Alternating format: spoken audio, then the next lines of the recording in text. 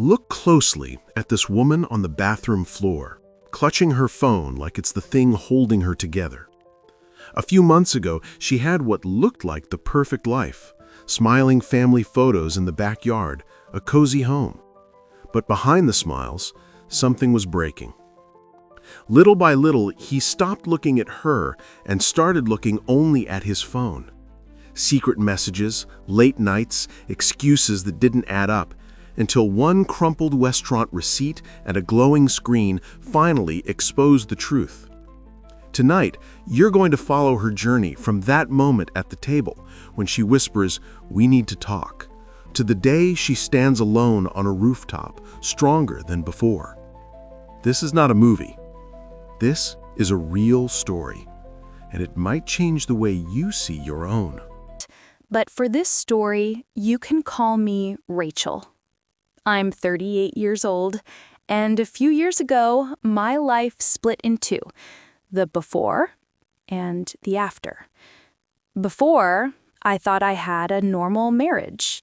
Not a fairy tale, not a movie, just normal. We had a house in the suburbs, 2 kids, a dog, and a schedule that revolved around school pickups, deadlines, and grocery lists. From the outside, it probably looked like we were doing fine. I met my husband, Mark, when I was 23 years old. He was funny, charming, the kind of man who made everyone around him feel seen. We met at a friend's barbecue, and I still remember the way he looked at me across the yard like I was the only person there. Within a year, we were living together. 2 years later, we were married. In the beginning, he made me feel special. Little notes in my bag, random flowers on a Tuesday, long talks at night about our dreams. We weren't rich, but we were building a life together, brick by brick. Or at least, that's what I believed. What nobody tells you is that betrayal rarely falls on you all at once. It doesn't always come as a dramatic confession or a lipstick stain on a shirt. Sometimes it starts as a tiny shift in the air, a look that avoids yours, a laugh that isn't shared, a distance you can't quite name. At first, I couldn't explain what felt wrong. I just knew that somewhere along the way, I stopped feeling like a wife and started feeling like a roommate. The signs came in quietly. Mark's phone, for example. For years, it lay around the house like any other object. He'd leave it on the coffee table, on the kitchen counter, sometimes forget it in the car.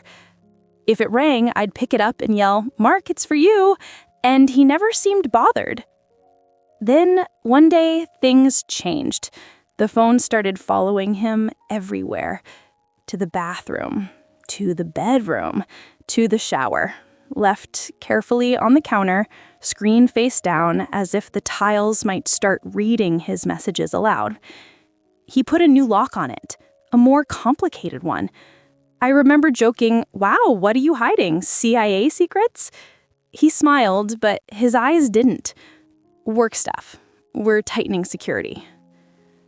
I wanted to believe him, so I did.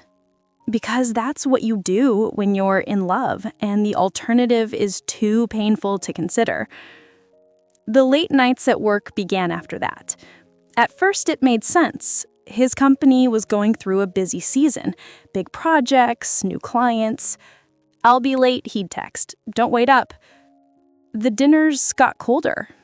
The bed got bigger. The space between us grew without either of us mentioning it out loud. When I tried to talk about it, he'd sigh and say, "You know how it is. I'm doing this for us, for the kids, for our future." And I'd feel guilty for even questioning it. Was I being ungrateful? Unreasonable? So I swallowed my discomfort and called it sacrifice. I told myself this was just a difficult season, that things would calm down soon.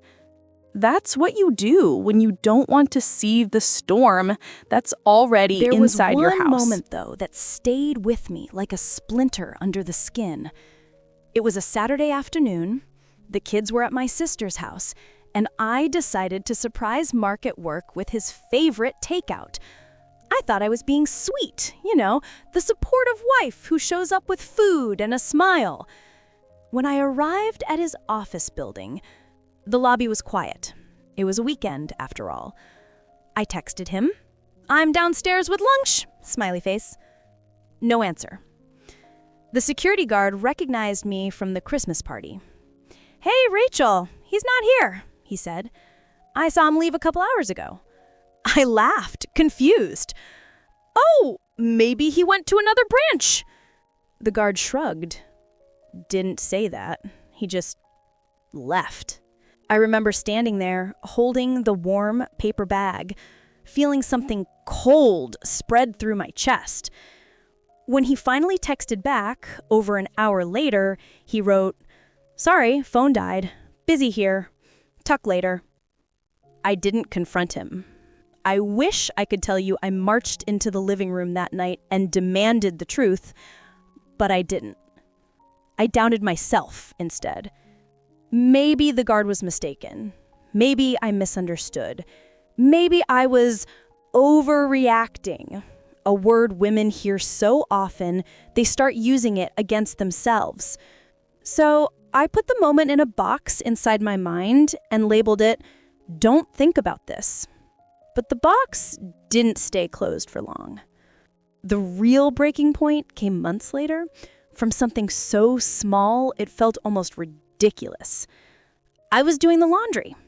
It's funny, isn't it, how many lives fall apart over a washing machine? I was checking the pockets of his jeans when I found a receipt. I unfolded it, expecting gas or groceries. Instead, it was from a fancy restaurant downtown. 2 entrees, a bottle of wine, dessert for 2. The date stopped me. It was from a Thursday night when he had told me he was working late on a client presentation. I remember because that was the night our youngest had a fever, and I'd begged him to come home early. He hadn't. I felt my throat tighten. Maybe it was a work dinner, I thought. Maybe it was with clients. Maybe. That night, I sat at the kitchen table with the receipt in front of me. I stared at it for a long time, trying to decide what kind of wife I was going to be. The wife who pretends she doesn't see? Or the wife who risks blowing everything up by asking questions she already knows the answers to? When Mark came home, he kissed my cheek, grabbed a beer, and started talking about his day as if nothing had happened. My heart was pounding so hard I could barely hear him. "What's this?" I asked finally, sliding the receipt toward him. He glanced at it, then back at me. His face didn't change much, but his eyes did. A flicker, a calculation. "Oh, that? It was a client dinner," he said easily. "We closed a deal." Why? I wanted so badly to exhale and believe him. To say, "Oh, okay," and put the whole thing to rest. But something inside me had shifted. I couldn't unsee the pattern anymore. "Why didn't you mention it?" I pressed softly. He shrugged. "I didn't think it mattered. You know how my job is." I let it go, out loud. But inside, the splinter pushed deeper. The truth didn't come all at once. It came the way dawn breaks, slowly, then all at once, burning your eyes. One night, after he'd gone to sleep, I lay awake, staring at the ceiling. The questions were louder than my heartbeat. Why was his phone always with him? Why the secretive smiles? Why the disappearing acts that never quite added up? I told myself I wasn't that kind of wife, the one who snoops. But I also knew that if I didn't look, I would be choosing ignorance over reality. So, with shaking hands, I took his phone from the nightstand. My heart was pounding so hard I could hear it in my ears. I still remember the way my fingers trembled as I typed in the passcode, the one I had watched him use 100 times. The phone unlocked.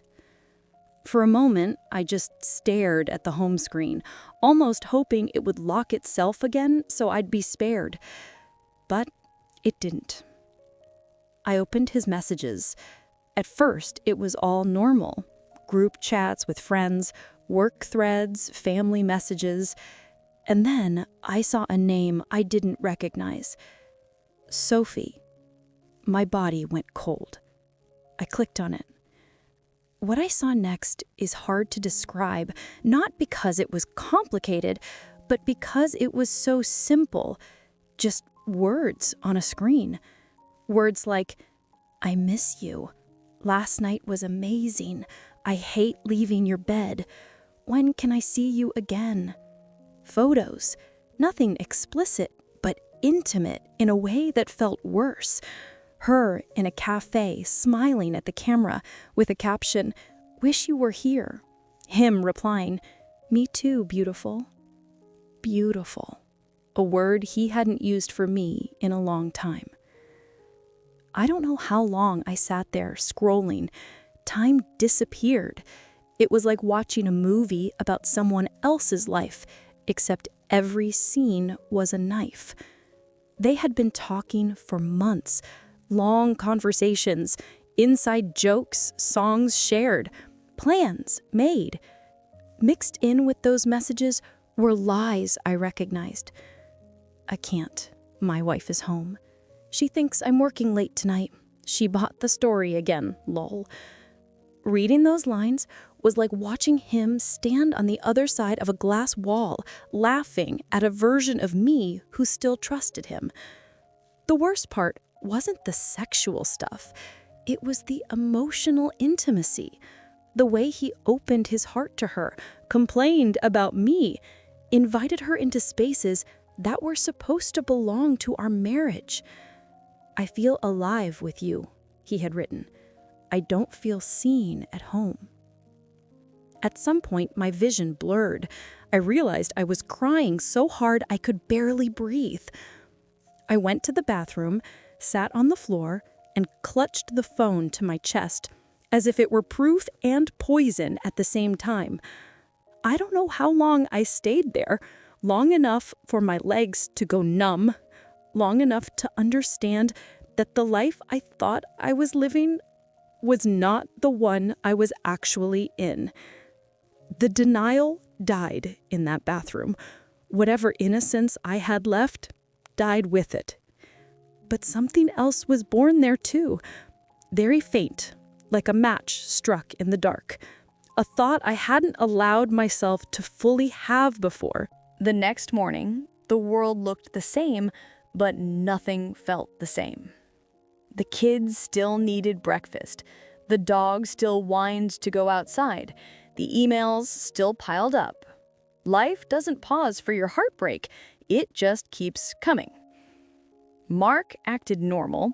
He kissed my cheek, grabbed his coffee, checked his phone, the same phone I now knew everything about, or at least more than I ever wanted to know.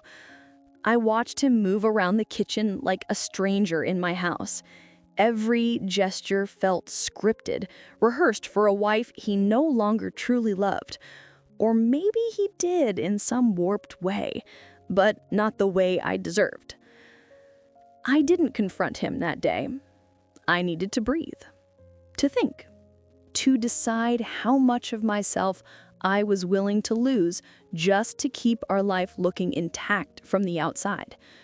For the next few days, I was quiet, observing, listening, not just to him, but to myself. It's strange. Once you know the truth, it's like putting on glasses after years of blurry vision. Everything comes into focus. The lies, the excuses, the way he reached for his phone the second it buzzed, no matter what we were doing. The sudden interest in grooming and new clothes for work. Before, I had explained it away. Now, I saw it for what it was. I also saw something else. How little space I had left for myself in my own marriage. Somewhere along the way, I had become the background character in the story of my own marriage. The confrontation came on a Sunday night, not because Sundays are special, but because there's only so long you can live with the truth pressing against your throat. The kids were in bed. The house was quiet. Mark was on the couch, scrolling on his phone, the blue light reflecting off his face. My heart was pounding, but underneath the fear, there was a painful kind of clarity. I sat down across from him. "We need to talk." He didn't look up right away. "About what?" "About Sophie." His head snapped up. The blood drained from his face. For a second, he looked like a man standing in the path of an oncoming car. "What are you talking about?" he tried. "I saw your messages. All of them." Silence. The kind of silence that roars. He opened his mouth, closed it, opened it again. It's not what you think." I almost laughed. "It's exactly what I think," I said softly. "You're having an affair." He rubbed his hands over his face. "Okay," he finally breathed. "Okay, yes, but it's not serious. It was just... I don't know. I was confused. I was stressed. Don't." I cut in. "Don't tell me this is about stress or about me. You chose this." His eyes filled with tears. "He never wanted to hurt you." People say that, like it means something, as if intention erases impact. "Well," I replied, "you did." We talked for hours that night. Or rather, he talked and I listened, with a strange calm that didn't feel like me. He said he felt lonely, unseen, like we had become just parents, not a couple. He said Sophie understood him, that with her he felt exciting and alive, that it just happened and then went too far. These are the phrases you hear in 1,000 different stories, recycled like old scripts. They're always some version of, "I was broken, so I broke you too." There was a time, not long before, when I would have absorbed all of that like a sponge, when I would have turned his choices into my faults, when I would have asked, "What did I do wrong?" instead of, "Why did you decide to betray me?" But something had changed in me since that night on the bathroom floor. Maybe I had finally reached my limit. Maybe I was just done setting myself on fire to keep our life warm. "I'm sure you felt lonely," I said quietly. "But you had a choice. You could have talked to me. You could have asked for counseling. You could have said, 'I'm not happy.' You didn't. You lied instead. For months." He cried. He apologized. He said he would end it. He begged me to give him another chance. "If you leave," he said, "you'll ruin everything. The kids, the house, our whole life. We can fix this. I know we can." For a moment, the guilt hit me like a wave. The kids, the house, our whole life. But then another thought came, clearer, sharper. I didn't decide that night whether I would stay or go. That's something I wish more people understood. The moment you discover a betrayal is not the moment you magically know what to do. I slept in the guest room, not because I had a plan, but because my body refused to lie next to his. In the days that followed, I was a ghost walking through my own life. I went to work. I packed lunches. I smiled for the kids. On the outside, everything looked almost normal. On the inside, I was breaking. I started seeing a therapist. It was one of the hardest calls I've ever made because it meant admitting I couldn't hold this alone. In our first session, I poured everything out. The phone, the messages, the receipt, the years of tiny cuts. I cried so much I could barely breathe. When I finally stopped, she looked at me and said something that hit me harder than anything else. "Rachel, I hear you talking a lot about what he did, but I'm curious, where have you been in your own life all this time?" I frowned. "What do you mean?" "You've told me about being a wife, a mother, a worker, a caretaker," she said gently. "But who are you? What do you want? What do you need? When did you stop asking yourself those questions?" I didn't have an answer. I realized I hadn't asked myself what I truly wanted in years. Somewhere along the way, I had made his happiness my full-time job and laid off myself. Therapy didn't fix me overnight. It wasn't a movie montage of quick progress and neat closure. It was messy, uneven. Some days I felt strong and clear. Other days I cried over a song on the radio or a coffee mug he'd given me years ago. But slowly, a picture started to form. I saw how often I had silenced my own discomfort to keep the peace. How many times I had told myself, "It's fine, it's just a phase," when deep down, I knew it wasn't. I also began to understand something crucial. His affair was not a reflection of my worth. It was a reflection of his character. Good spouses get cheated on. Smart, loving, beautiful, devoted people get betrayed every day. It doesn't mean they were not enough. It means the person who betrayed them was not honest enough, brave enough, or whole enough to have the hard conversations. One night, journaling in bed, I wrote a sentence that would become a turning point for me. I refuse to spend the rest of my life trying to prove my value to someone who couldn't see it when I was right in front of him. As I worked on myself, I also watched what Mark did. Not what he said, words are easy, but what he actually did. He said he ended things with Sophie. He showed me a message where he supposedly broke it off. He offered to let me check his phone. For a while, he acted different, more attentive, more present. He wanted to go to counseling. He wrote me a long letter about how sorry he was. Part of me wanted to believe him so badly. We had years together, kids, a home, memories.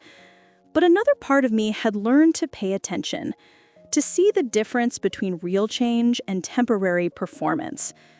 After a few weeks, I noticed old patterns creeping back in.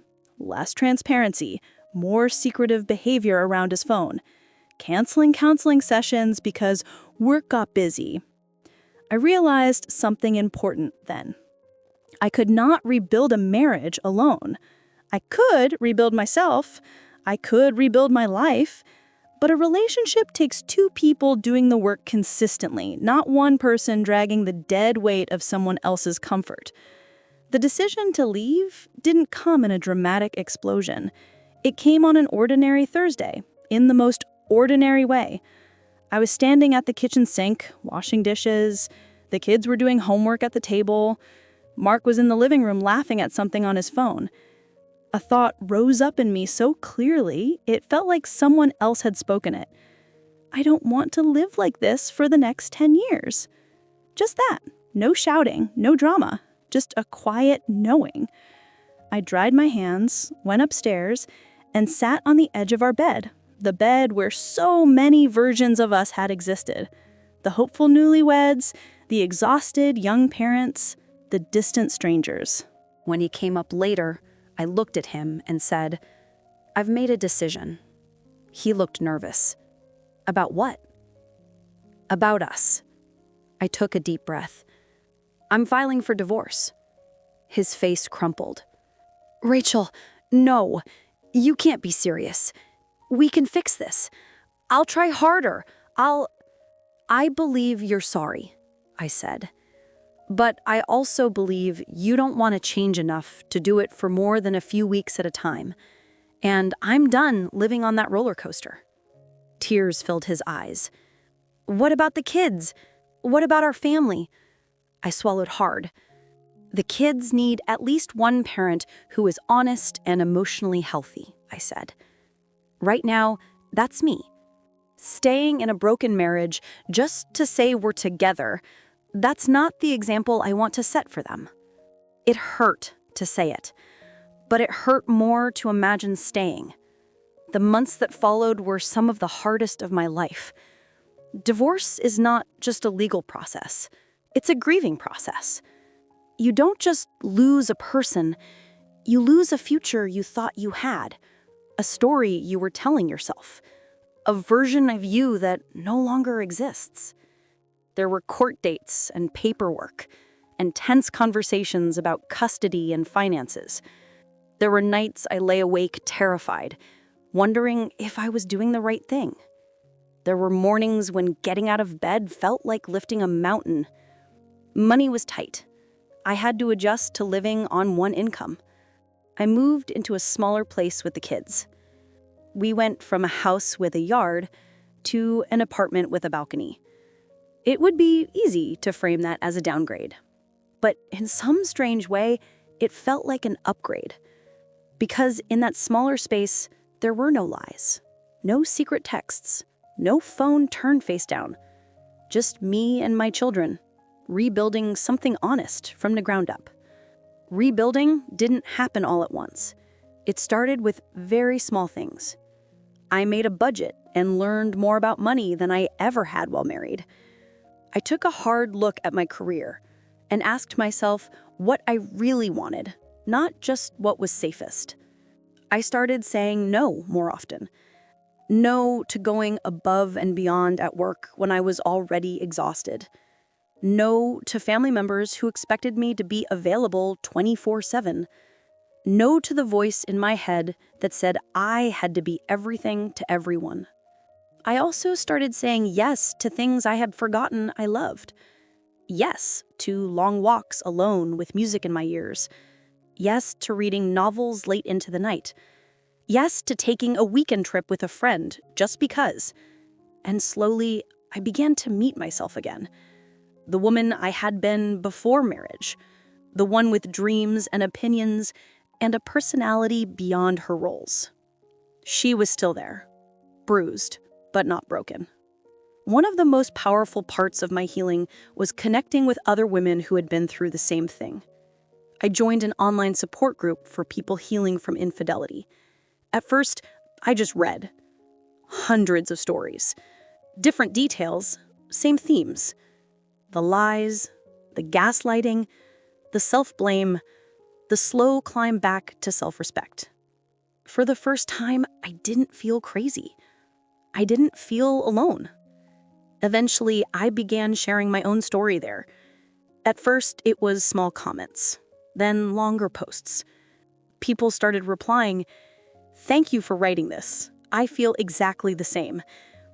You put into words what I haven't been able to say. Because of you, I decided to set boundaries." It was strange and beautiful to realize that my pain could be useful, that by being honest about what had almost destroyed me, I could help someone else feel less destroyed. The more I spoke my truth, the less power it had over me. Over time, I noticed a shift. I stopped introducing myself, even in my own mind, as the woman who was cheated on. Yes, that was something that happened to me, but it wasn't all of me. It wasn't the definition of my identity. I was also a mother, a friend, a hard worker, A woman who loved music and books and badly sung karaoke. I began to dream again. Not the shared dreams I once had with my ex, but dreams that belonged solely to me. I took a course in counseling skills, curious about why we do what we do in relationships. I read everything I could about boundaries, trauma, self-worth. Eventually, I began mentoring other women one-on-one, informally at first, helping them sort through the chaos of betrayal, listening without judgment, reminding them over and over, this is not your shame to carry. What had once been the worst thing that ever happened to me slowly became the foundation of a new purpose. Today, my life looks very different from the one I had before everything fell apart. I live in a smaller home, but my peace is bigger. My bank account isn't huge, but I know every cent in it, and I'm proud of providing for my kids. My relationship status is single, but I feel more whole than I ever did as a wife who was being lied to. I'm not going to pretend I'm grateful for the betrayal. I will never say, I'm glad he cheated. Some wounds you don't romanticize. But I am grateful for who I became because I refused to stay broken.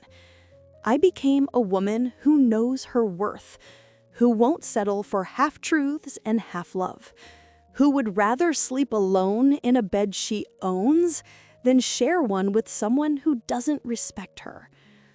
If you're listening to this and you've been betrayed, I want you to hear me.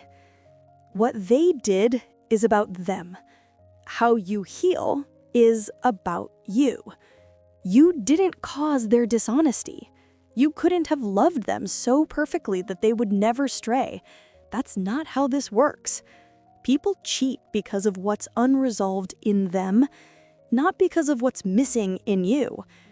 Your job now is not to obsess over what you could have done differently. Your job is to decide what you will do from here. Maybe you're still in the relationship, standing in the rubble, unsure whether to stay or go. Maybe you've already left and the silence is deafening. Maybe you're somewhere in between, holding on to hope with one hand and your sanity with the other. Wherever you are, I hope you know this. You are allowed to choose yourself. Even if they call you selfish, even if people don't understand, even if it means walking away from a life that looks good on paper, but feels like a slow death from the inside. Choosing yourself doesn't mean you never loved them. It doesn't erase the good times. It doesn't cancel the years you tried. It simply means you refuse to keep sacrificing your soul to protect someone else's comfort. There will be days you miss them. That's normal. You'll miss the routine, the inside jokes, the familiar sound of their key in the door. But remember, missing someone doesn't mean you made the wrong decision. It just means you're human. Over time, the missing softens. The sadness stops being a constant ache and becomes a scar, a part of your story, but not the whole story. If someone asked me today, what's the main lesson you took from all of this? I would say this. I learned that my heart is my responsibility. It is not my job to twist myself into shapes to keep someone else faithful. It is not my job to ignore my intuition just to avoid uncomfortable truths. It is not my job to make myself smaller so someone else doesn't have to face their own emptiness. My job is to listen when something feels wrong, to honor my own feelings, to set boundaries, to walk away when staying means abandoning myself. The day my marriage ended was not the day my life ended. It was the day a different life began. One where I am no longer a supporting character. One where I'm the main one making choices, not just living with someone else's. I used to think the worst thing that could happen to me was being left or betrayed. Now I know the worst thing would have been betraying myself by staying in a place that was killing me slowly. So yes, my story includes infidelity, but more importantly, it includes something else. A woman who finally looked at herself and said, I am enough, and I will never again beg someone to see it. That's the real ending of this story. Not the day he cheated, not the day I left. The real ending and the real beginning was the day I chose myself.